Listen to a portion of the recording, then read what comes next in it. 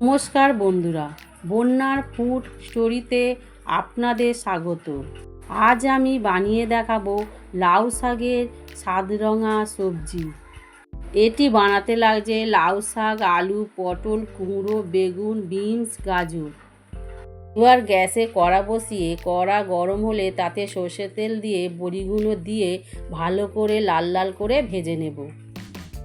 ভাজা হয়ে গেলে একটি পাত্রে তুলে নেব। তারপর ওই তেলে রাঁধুনি ফোড়ন দিয়ে তারপর কেটে রাখা পটলগুলো দিয়ে তাতে সামান্য হলুদ গুঁড়ো দিয়ে ভালো করে নাড়াচাড়া করে নিয়ে একটু ভেজে নেব।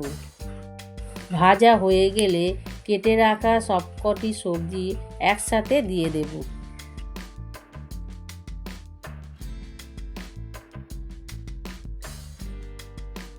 সবজিগুলো অল্প ভাজা ভাজা হয়ে গেলে তাতে 1 চামচ নুন, 1 চামচ আদা বাটা, 1 চামচ হলুদ গুঁড়ো, 1 চামচ লঙ্কা গুঁড়ো ও 1 চামচ চিনি দিয়ে ভালো করে নাড়াচাড়া করে নিতে হবে।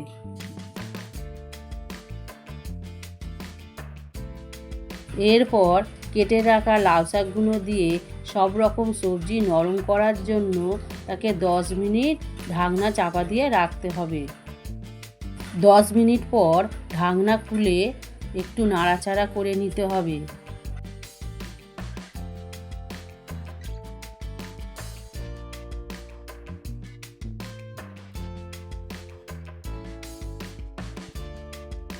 এরপর তাতে সর্ষে বাটা দিয়ে তরকারিটা মাখা মাখা করার জন্য সামান্য পরিমাণ জল অ্যাড করতে হবে।